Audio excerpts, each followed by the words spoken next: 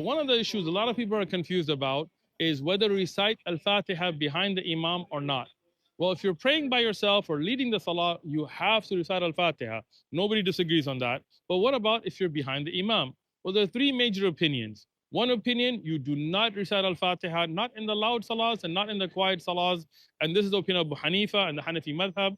And they mention that the Quran says, إِذَا قُرِئَ الْقُرْآنُ فَاسْتَمِعُوا لَهُ, that if the Quran is being recited, you have to listen to it. That's a strong evidence.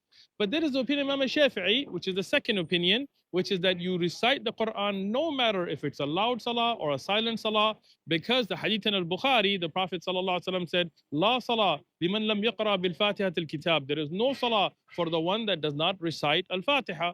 That's also strong evidence. But there is a third opinion, and that is the Maliki and Hanbali opinion. And there's also the opinion that Shaykh al-Islam ibn Taymiyyah, Shaykh Albani, Shaykh Salih al-Fawzan, and others have accepted, which is that you listen in the loud salawat, but you recite in the silent salah. And this is the balanced view. Why?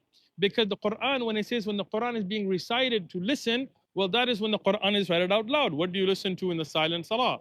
But the Quran has to be recited, Al-Fatiha has to be recited in the silent salawat because you're not listening to the Quran. So, in the 2 rak'ah of Fajr, in the first 2 of Maghrib, and the first 2 of Isha, you just listen to the Imam. If you're able to, when the Imam is quiet, and recite, mustahab, recite. But in the silent salawat, like Dhuhr, Asr, the last of Maghrib, and the last 2 of Isha, you must recite Al-Fatiha.